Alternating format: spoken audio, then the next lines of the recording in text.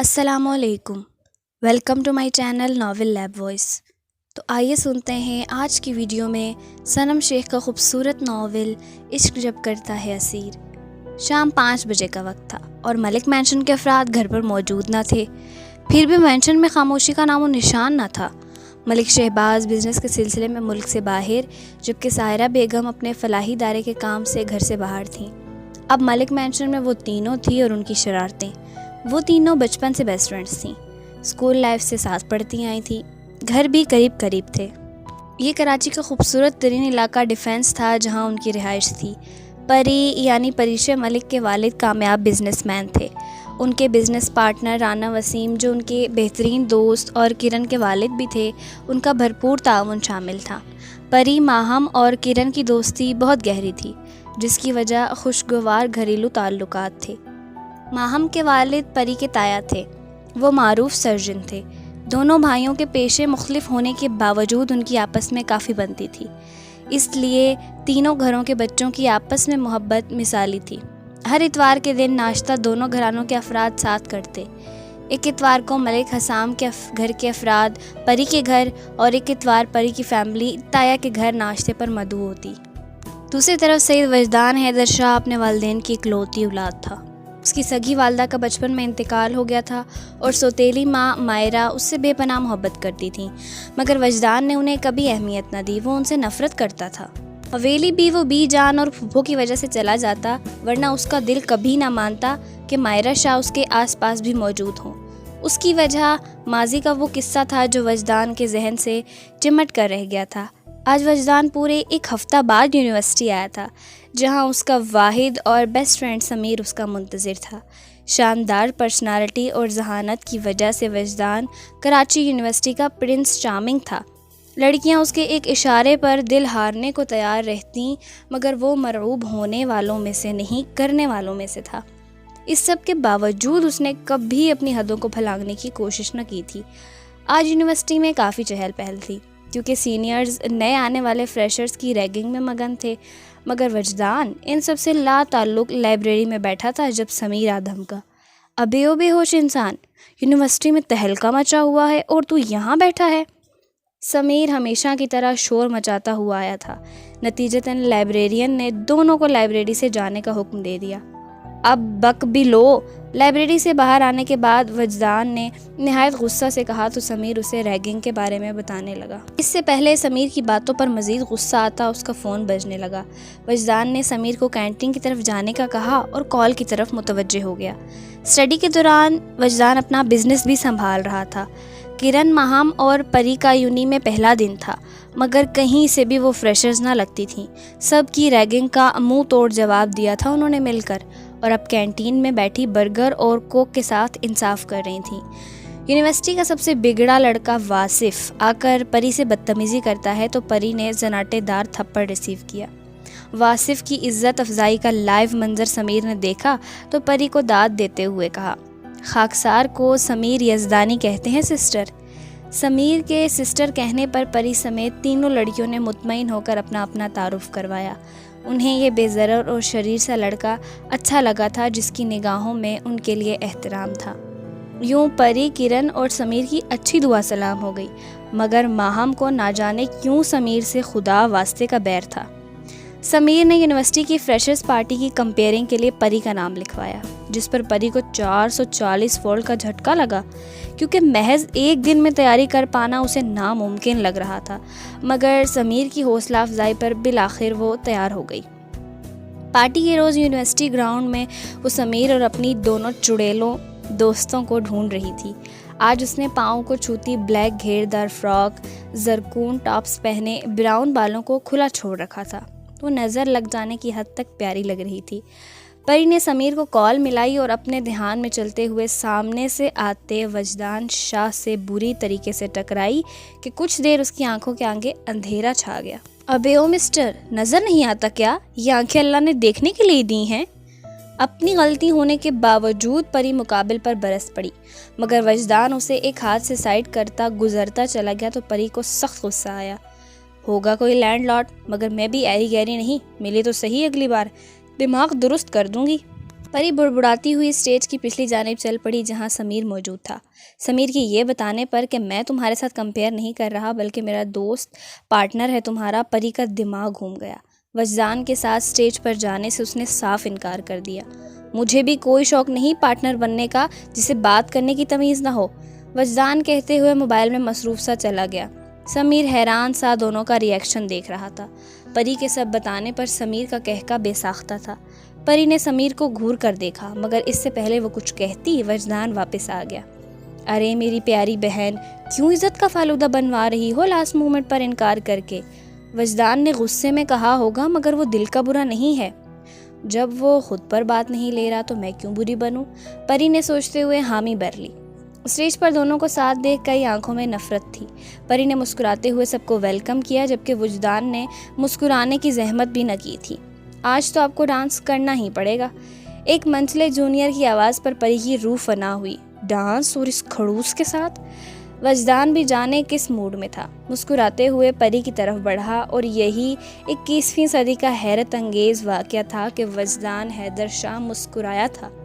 تبھی back ground میں عاطف اسلم کی آواز گونجی تو پری کو وجدان نے ہاتھ سے پکڑ اپنی جانب کھینچا تو وہ اس کے چوڑے سینے آ لگی۔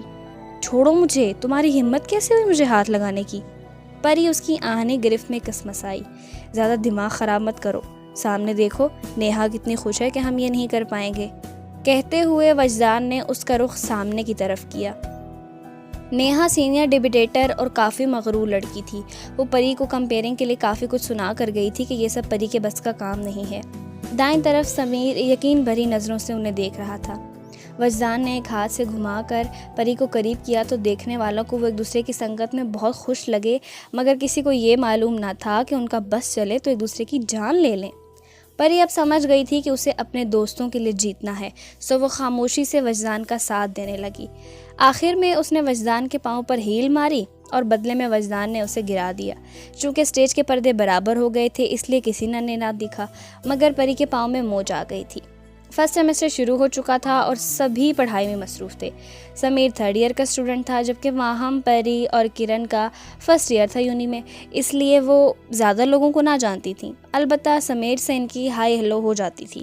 High cute ladies! وہ تینوں جیسے کلاس سے نکلی سمیر لپک کر ان کی طرف آیا۔ تمہیں کوئی کام وام نہیں ہے کیا؟ ماہم اسے دیکھتے ہی تپ گئی۔ نہیں جی، وہ کیا ہے نا، میں دوستی مرتے دم تک نبھانے کا قائل ہوں اور یہ آفر صرف لڑکیوں کے لیے ہوگی، ہے نا مسٹر یزدانی؟ وجدان کی طنز سے بھرپور آواز عقب میں سنائی دی تو سمیر کی زبان کو بریک لگا۔ وجدان کو دیکھتے ہی پری کو پارٹی نائٹ یاد آئی تو دل چاہا اس کا خون کر دے۔ وجدان کے آتے سمیر وہاں سے چلا گیا جبکہ پیچھے پری نے وجدان کو ڈھیروں گالیوں سے نوازا تھا۔ یونیورسٹی ٹرپ مری کے لیے تیار ہوا تو سمیر نے وجدان کو بہت منایا مگر وہ جانے کو تیار نہ ہوا۔ مگر شاہ کے دشمنوں نے جب اسے دھمکی دی کہ تمہاری محبوبہ جا رہی ہے ٹرپ پر، بچا سکتے ہو تو بچا لو۔ اس کال کے بعد شاہ فوراً اپنی گاڑی سے روانہ ہوا اور کراچی سے تھوڑا باہر گاؤں میں یونی ٹرپ کی گاڑی تک پہنچ اس میں سوار ہو گیا۔ نیہا کے سیٹ آفر کرنے پر انکار کر کے وجدان شاہ پری کے ساتھ بیٹھا تو کئی لوگوں نے حسد سے دیکھا۔ راستے میں ان کی گاڑی کو روک کر کچھ اونڈے داخل ہوئے اور سب کو گاڑی سے اتار لیا۔ وجدان نے سب کی خوب پٹائی کی کیونکہ وہ مارشل آرٹ میں بلیک بیلٹ تھا۔ وجدان کے باہمت ہو کر لڑنے سے سب کی جان تو بچ گئی مگر وہ خود زخمی ہو گیا۔ وجدان کو اس حال میں دیکھ پری کے لب اس کے لیے دعا گو تھے۔ یہیں اس پر انکشاف ہوا کہ وہ وجدان سے نفرت نہیں کرتی، یہ کوئی اور ہی جذبہ ہے۔ مری پہنچ کرن اور ماہم کے نہ اٹھنے پر پری اکیلی ہی سیر کو نکل پڑی۔ راستے معلوم نہ ہونے کی وجہ سے وجدان کے ساتھ گھومتی پھرتی رہی جو اسے مال روڈ پر مل گیا تھا اور ساتھ چلنے کی آفر کی تھی۔ رات ماہم کرن اسے وجدان کو تھینکس کرنے کا کہتی ہیں کہ اس نے ہر جگہ تمہاری اتنی ہیلپ کی ہے۔ پری وجدان کو تھینکس بولنے اس کے روم کی طرف گئی مگر اد کھلے دروازے سے نظر آتے منظر کو دیکھ نہ جانے کیوں دکھ کی وجہ سے اس کی آنکھوں میں آنسو آ گئے۔ منظر کچھ یوں تھا کہ وجدان شاہ بنا شرٹ کے صوفے پر جبکہ نیہا اس کی گود میں بیٹھی اس کے گلے کا ہار بنی تھی۔ پری تیزی سے بھاگتی ٹیرس پر گئی مگر وجدان اسے دیکھ چکا تھا۔ نیہا زبردستی اس سے فری ہونے کی کوشش کر رہی تھی اور وجدان کے کسی رد عمل سے پہلے ہی پری نے انہیں دیکھ لیا اور غلط فہمی کا شکار ہو گئی۔ وجدان جب ٹیرس پر پہنچتا تو اسے روتے پایا جس پر وہ کافی حیران ہوا۔ وہیں اس نے تہیہ کیا کہ پری تم وجدان کی ضد ہو، تمہیں جنون کی حد تک مجھ سے محبت کرنا ہوگی۔ وجدان کی وضاحت پر پری کافی مطمئن ہو گئی، مگر ظاہر نہ کیا کیونکہ اسے خود سمجھ نہ آ رہا تھا کہ اسے کیوں برا لگا نیہا کا وجدان کے قریب ہونا۔ اگلے روز ان کی واپسی تھی۔ پری جب آس پاس کے ایریاز گھوم کر واپس آئی تو پارکنگ میں بس موجود نہ تھی۔ یہ دیکھ پری کا سانس اٹک گیا کہ وہ اکیلی رہ گئی ہے۔ وجدان چونکہ کرائے کی گاڑی میں تھا اور ابھی نکلا نہ تھا، اس نے پری کو دیکھا تو ساتھ چلنے کی آفر کی۔ کرائے کی گاڑی واپس کر کے وہ دوسری بس سے کراچی کے لیے روانہ ہو گئے۔ راستے میں پری نیند میں ہی وجدان کے کاندھے سے سر ٹکائے سوئی تو وجدان نے بھی بنا رد عمل آنکھیں موند لی۔ مری سے واپس آ کر پری کو معلوم ہوا کہ اس کے والدین نے تایا زاد اذکار کو پسند کیا ہے پری کے لیے۔ نہ جانے کیوں پری کو عجیب سا محسوس ہو رہا تھا۔ اس کی خاموشی کو سب نے اقرار سمجھا اور منگنی کے بجائے نکاح کی تیاریاں شروع کر دی۔ ماہم اپنے بھائی اذکار کے لیے خوش تھی کیونکہ اذکار پری کو پسند کرتا تھا، مگر پری کی خاموشی سے اندازہ ہو رہا تھا کہ وہ خوش نہیں، اور ماہم کو یہ یقین تھا کہ وجہ وجدان شاہ ہے، مگر پری نے اقرار نہیں کرنا۔ پری نے اپنے والدین کی خوشی کے لیے سب قبول کر لیا اور تیاریوں میں شریک ہو گئی۔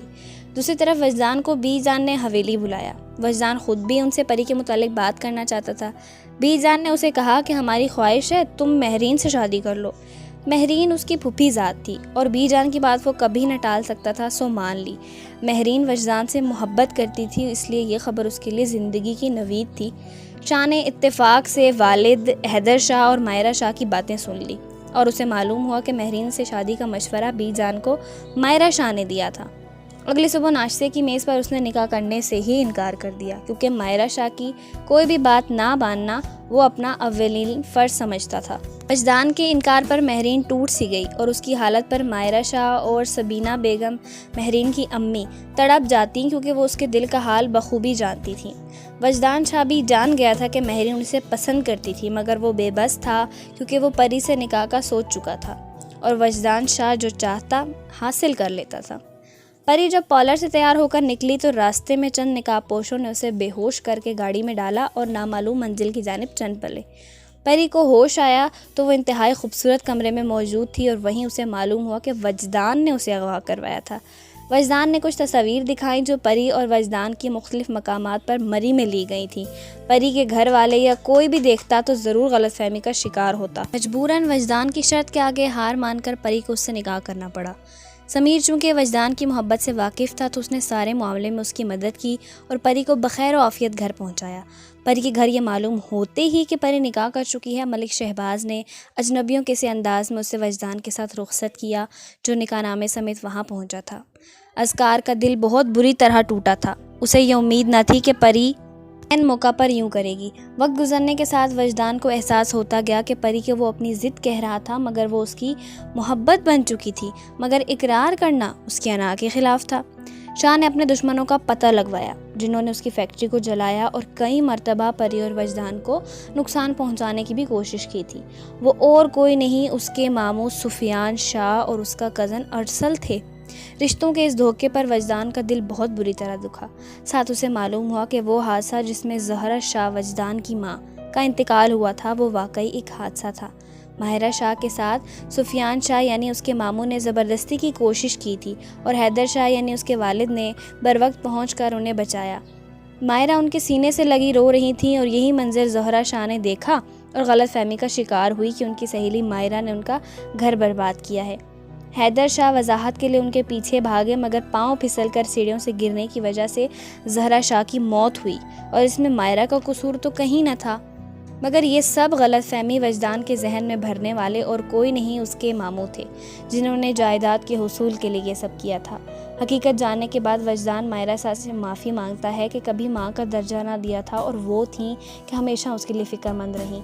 ماہرہ شاہ نے اسے کھلے دل سے معاف کرتے ہوئے پری کو حویلی لانے کا کہا کیونکہ وجدان انہیں اپنی شادی کے بارے میں بتا چکا تھا جس پر وجدان حامی بھر لیتا ہے۔ اسی دوران سب کو معلوم ہوتا ہے کہ پری کی والدہ سائرہ بیگم کی پسند کی شادی کی وجہ سے ان کے والد ناراض تھے اور سائرہ اپنے والد کی طرف سے یزدانی ہیں۔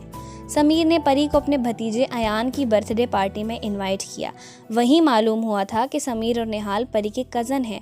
پری اپنے بھائی زین کی شادی کا کارڈ دیکھ کر اپنے نانا سے کہتی ہے کہ پرانی باتوں کو بھول جائیے تو آغا یزدانی جو پہلے ہی بیٹیوں کی جدائی میں تڑپتے تھے مان گئے۔ یوں سائرہ بیگم کو ان کے میگے کا مان مل گیا۔ بس بہن کی کمی تھی جو نہ جانے کہاں تھی۔ پسند کی شادی پر آغا جان نے ان سے بھی تعلق ختم کر رکھا تھا۔ زین سائرہ بیگم کو تسلی دیتا ہے کہ آنی کو میں ضرور ڈھونڈ لوں گا، اور تحقیقات کے بعد معلوم ہوا کہ وجدان شاہ کی اسٹیپ مدر مائرہ شاہ ہی اس کی خالہ ہیں، یعنی وجدان بھی ان کا خالہ زاد کزن تھا۔ سائرہ بیگم قدرت کے اس معجزے پر شکر گزار تھیں کہ پری کے نکاح کی صورت انہیں دکھ ملا تھا، مگر اب ان کی بہن اور بھانجے کے ملنے پر سب بھول گیا تھا۔ تقدیر نے ان سب کو یوں ہی ملوانا تھا۔ وجدان پری کو حویلی سب سے ملوانے لایا۔ نہال اور سمیر بھی وجدان سے ملنے کے لیے حویلی کا رخ کیا۔ یوں ینگ پارٹی اب حویلی میں جمع تھی، اور بی جان کے ہاتھوں نہال کی شرارتوں کی وجہ سے اسے کئی بار ڈانٹ بھی پڑ چکی تھی۔ حویلی میں مہرین کو دیکھ نہال کو پہلی ہی نظر میں اس سے محبت ہوئی۔ اسے یہ خود کو ڈھانپ کر رکھنے والی معصوم سی لڑکی بے حد پسند آئی تھی، جبکہ مہرین کو یہ ضدی اور اڑیل لڑکا ایک آنکھ نہ بھاتا جس کی زبان کو بریک ہی نہ لگتی تھی۔ سمیر اور وجدان کو معلوم ہوا تو انہوں نے بڑوں سے بات کر کے پری اور وجدان کے ولیمہ تقریب میں ان کا نکاح رکھا تھا۔ نہال کی شرارتی عادت اور بے لوث محبت، جو کہ شروع میں مہرین کو ٹائم پاس لگا، پھر اسے احساس ہوتا گیا کہ نہال اسے سچی محبت کرتا ہے۔ وجدان کے ٹھکرانے کے بعد مہرین کے تمام احساسات مر گئے تھے جنہیں نہال کی پرخلوص چاہت نے جگایا تھا۔ ماہم اور سمیر کی منگنی کر دی گئی، کیونکہ سمیر کو شروع سے ہی ماہم پسند تھی، جبکہ اذکار کا رشتہ کرن سے طے کر دیا گیا۔ اذکار نے شروع میں کرن کو قبول نہ کیا، مگر کرن کی فکر اور محبت کے بعد اس کا رویہ نرم پڑتا گیا۔ آخرکار اس نے مان ہی لیا کہ پری اس کا مقدر نہیں تھی، وہ وجدان شاہ کا مقدر تھی، اس لیے اسے مل گئی۔